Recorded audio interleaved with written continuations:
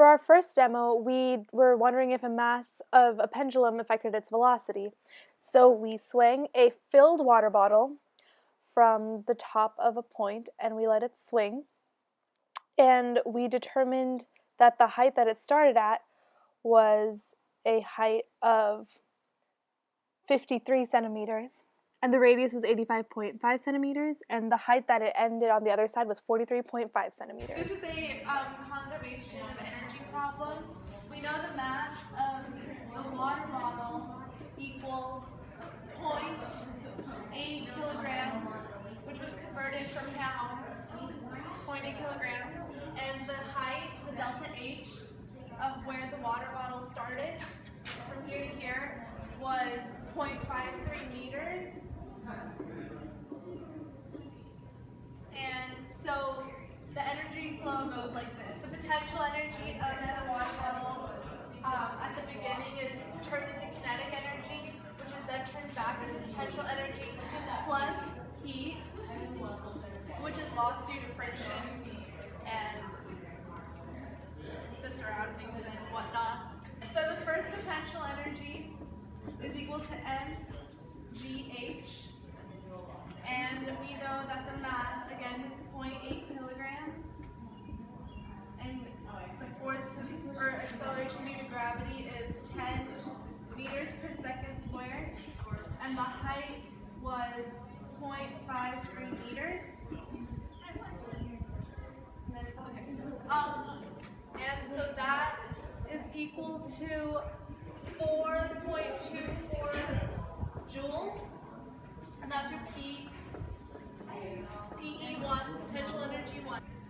So we have the potential energy from the initial height, which is converted into kinetic energy, which is 1/2 mv squared. And we're trying to find velocity. So we just plug in all our values.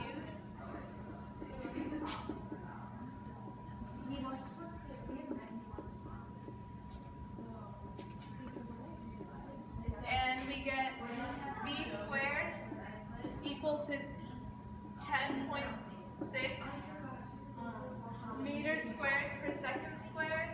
So v is just the square root of that, which is 3.3 meters per second. Okay.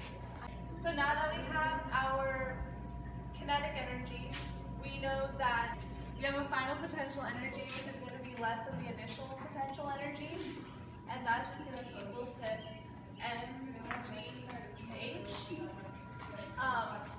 But this time h is going to be equal to 0.435 meters, as you can see from the right or the left side's height. And so then you plug in all your values again, 0.8 kilograms times 10 meters per second squared times 0.435 meters.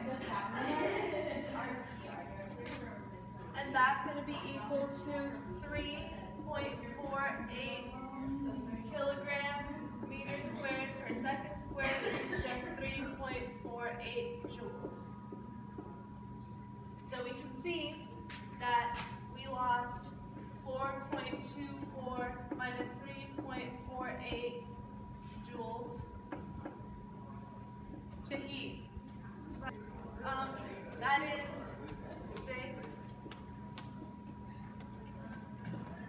0.76 joules were lost to heat.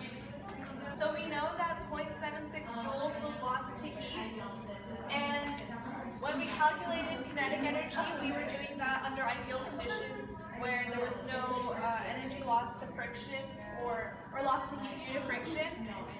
But as we can see, since we lost 0.76 joules, it's quite obvious that there was friction or air friction and heat and stuff, and that was all lost when kinetic energy was converted to potential energy again. So this velocity is not quite accurate, it's an ideal velocity, but we're going to go with this value. So we calculated the same information, potential energy, initial kinetic energy, and potential energy final for half the mass, which was 0.4 kilograms.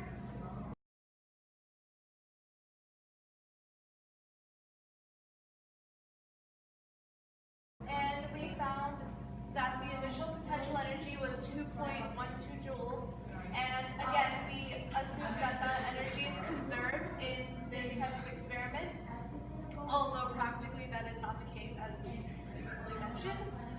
But we found that the velocity is again 3.3 meters per second, and the final potential energy is 1.74 joules. So again, there is heat lost in this experiment, but the velocities, as you can see, are the same, which leads us to the conclusion that mass doesn't play a role in the velocity of a pendulum, because all of these two masses were different. The velocities ended up being the same.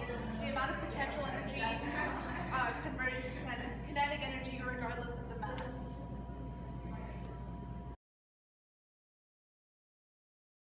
Okay, so right now we're going to be calculating the spring constant of a spring.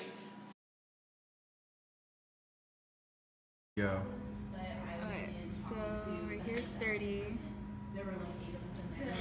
And Move your arm. There you go. right there's 30 also. And right there's 30. Okay, so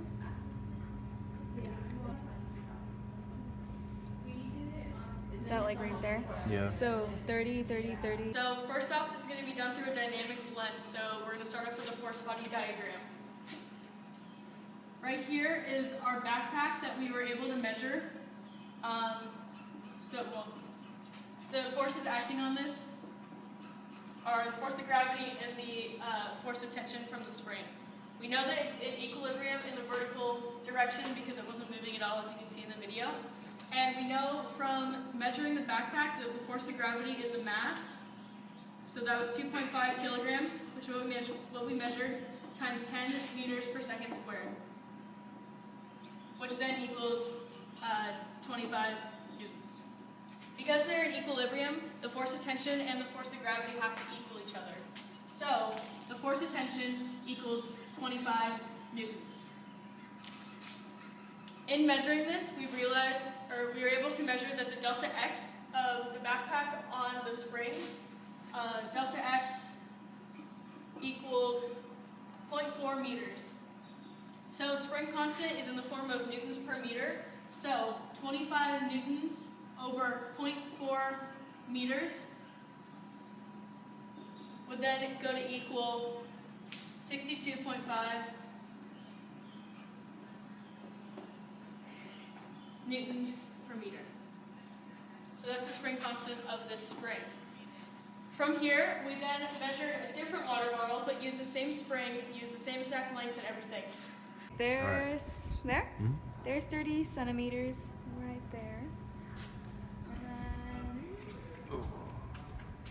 there's 30 centimeters there again. 30, 60, 36 centimeters.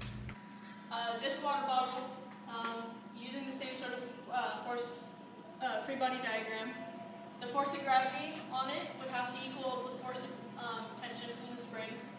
So if our delta x that we measured from the water bottle equals, our delta x equals 0.15 meters.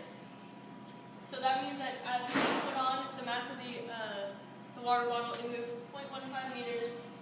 0.15 meters turned into 1 meter, 62.5 newtons.